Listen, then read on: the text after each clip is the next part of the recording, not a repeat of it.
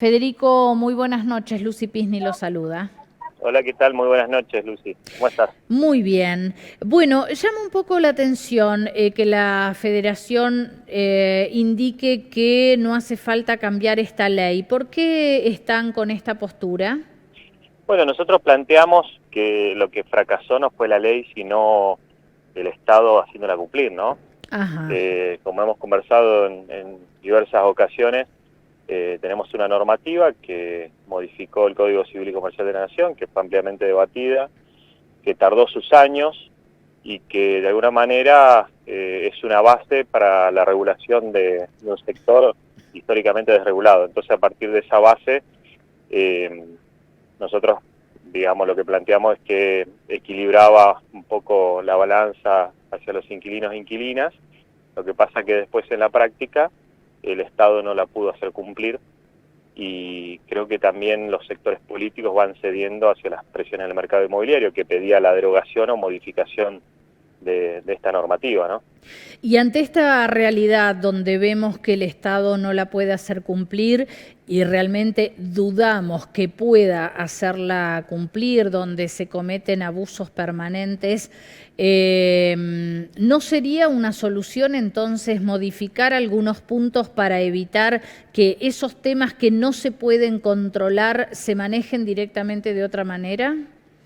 Lo que pasa es que justamente lo que se está planteando, nosotros conocimos ayer un proyecto de ley que ingresó en diputados con la firma, entre otros referentes políticos, de María Eugenia Vidal y de López Murphy, en que, bueno, se pone de manifiesto lo que nosotros veníamos planteando, ¿no? Lo que quieren es un contrato de alquiler de un año y el precio liberado al mercado inmobiliario o al acuerdo entre partes.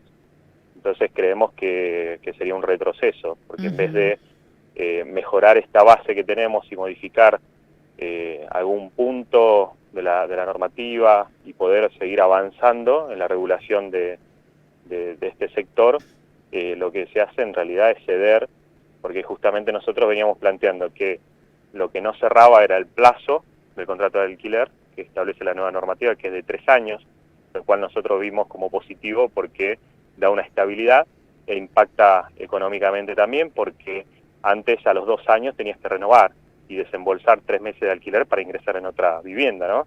Entonces el plazo de 2 a 3 años beneficia.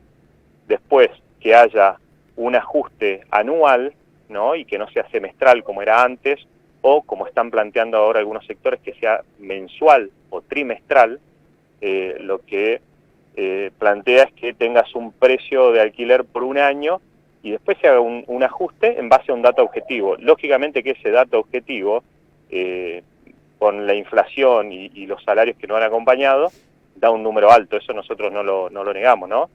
Y después hay otra cuestión que tiene que ver con el registro de los contratos en AFIP.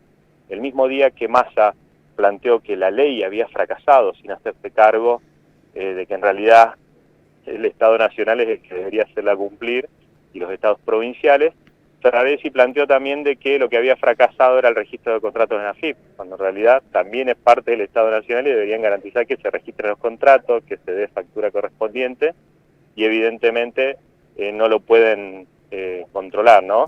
Y después hay una serie de artículos que, por ejemplo, la discriminación de expensas ordinarias, extraordinarias, que antes no estaba regulado.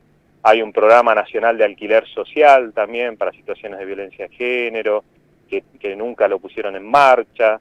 Hay cuestiones que tienen que ver con las garantías, la ampliación de garantías, y lo que establece la normativa es que el inquilino o la inquilina es la que ofrece las garantías.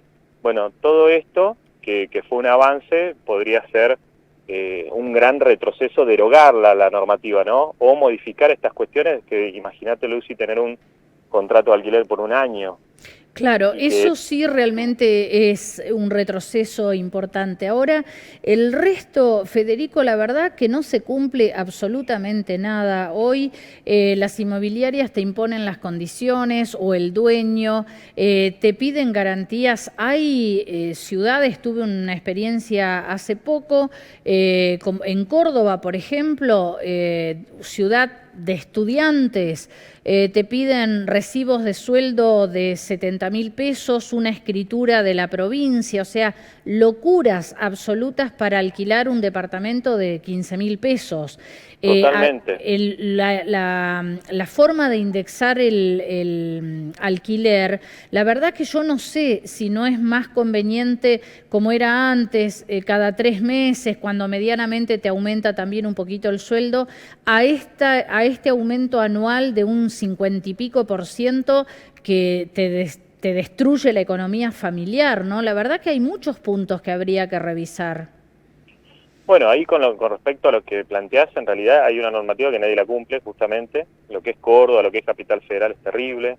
Nosotros, sin ir más lejos, en la provincia de Neuquén tenemos en Villa Langostura inquilinos autoconvocados que plantean que los propietarios lo que hacen es querer sacarlo, hacerles contratos cortos para alquilarle al turismo, ¿no? Claro. En precio en dólares o en otros precios.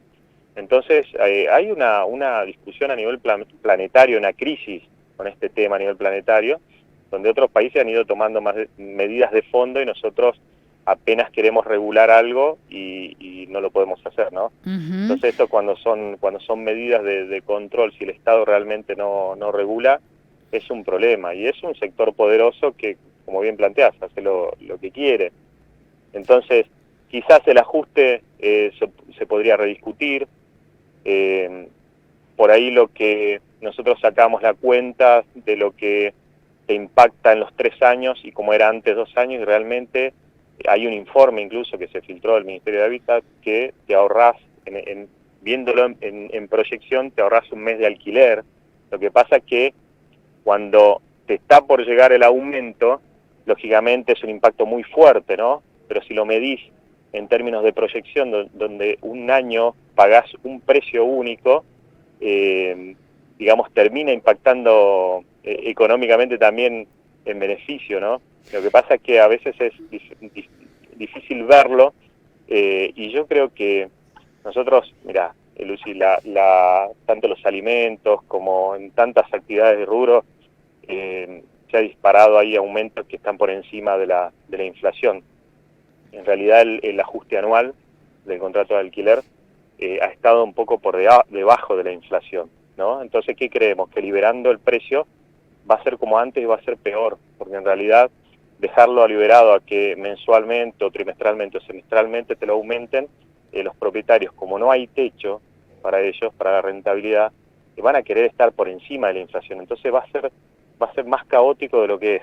Claro, ahí habría que regular hasta qué porcentaje, ¿no? Porque, a ver, también tengamos en cuenta, Federico, que aquel que es un empleado público, por ejemplo, que suele ganarle apenas un poquitito a la inflación con los aumentos, bueno, puede llegar a manejar una indexación del 55% a fin de año.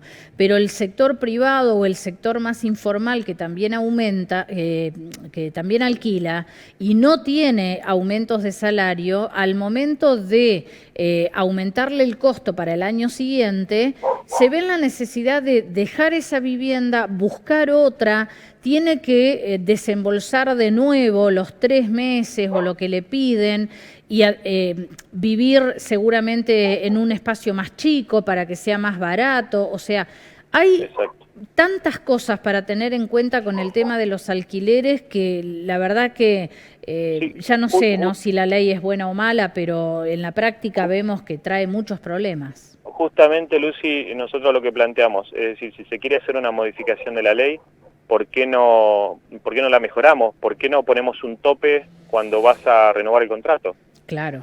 Porque el precio del alquiler en la Argentina no está regulado.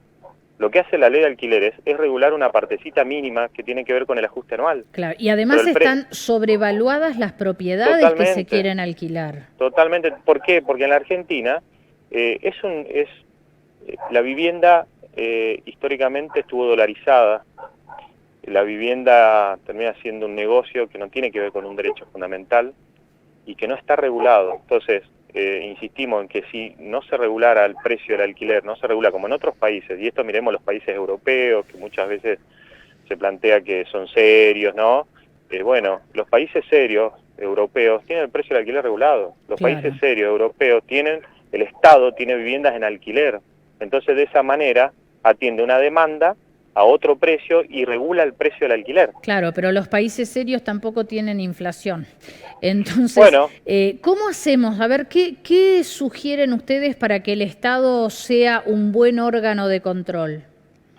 nosotros pensamos que a través de esta normativa lo que se debería, en caso, es mejorarla, no establecer un plazo de 1 año del contrato, porque eso es lo que está presentado en el Congreso. Antes no sabíamos no teníamos un proyecto, no habíamos visto un proyecto de algún sector político. Hoy lo vimos, ayer se presentó un contrato de alquiler por 1 año, es una locura, y un precio liberado a que el propietario acuerde con el inquilino, en una parte... Bueno, que eso existe ahora también, Federico. El precio lo pone el dueño de la vivienda, o sea, nadie lo regula. No, está bien, no lo regulan, pero tenés un plazo de 3 años de contrato. Claro. ¿No? Sí, entonces, 1 año es pésimo, 1 año es pésimo. Exactamente. Entonces, nosotros planteamos a través de Inquilinos de Córdoba un impuesto, una sanción a la vivienda ociosa, por ejemplo, que antes se hacía, la regulación del precio inicial o por lo menos un tope cuando vas a renovar el contrato. Esas son, por ejemplo, 2 medidas que nosotros planteamos y que la veníamos queriendo incorporar al proyecto anterior, pero si el Estado no va a tomar, digamos, realmente esto se regula desde el Estado, claro, desde la fuerza del Estado, porque si no, si lo dejamos liberado a un acuerdo entre partes donde la relación es asimétrica totalmente. Entonces, y estás hablando de la vivienda, de la familia, de algo tan sensible que llegamos casi a los últimos meses antes de renovar un contrato y te dicen, mira, bueno, si te querés quedar, te voy a aumentar un 70%, un 60%. Sí. No es casual que hayan proliferado las tomas, ¿eh? La gente realmente no tiene cómo pagar un alquiler. No tienen cómo pagar un alquiler. Muchísimos casos, a mí en particular yo trabajo en la Universidad Nacional de Comahue y también me sentí identificado con lo que planteabas con respecto al salario y muchísimos casos de estudiantes con esto de la pandemia, ¿no? Que se volvieron, que se juntaron con otros, muchísimos, hay un promedio de edad donde retrocedimos en el tema de vivir con los padres, los abuelos. Exacto. A veces la familia se organiza con otros vecinos para alquilar. Realmente, si esto, nosotros muchas veces hablamos con Gervasio, ¿no? Que es el presidente de la federación que está en Capital Federal, y le digo, ¿a dónde vamos con esto, no? ¿Dónde esto se termina de tensar para poder lograr algo distinto o alguna medida de fondo? Porque la verdad que es caótico el tema del alquiler, de los inquilinos, que estamos como medio sobreviviendo, los que podemos, los que tenemos un trabajo formal, y quienes están en la informalidad, que viven de changas o se han quedado sin trabajo, sumado todo esto de la pandemia, ¿no? La disminución económica y todo este contexto, es dificilísimo. Así es el Estado el que debería dar algunas señales con respecto a alguna medida más profunda, estructural, porque evidentemente no lo vamos a poder, no se va a poder sostener esta situación. Bueno, Federico, este es un debate que se retoma y que recién comienza en una segunda etapa. Veremos cómo se avanza. Ojalá esta vez sí se llegue a algo que favorezca a inquilinos y a propietarios. Aquí nadie tiene que perder tampoco, ¿no?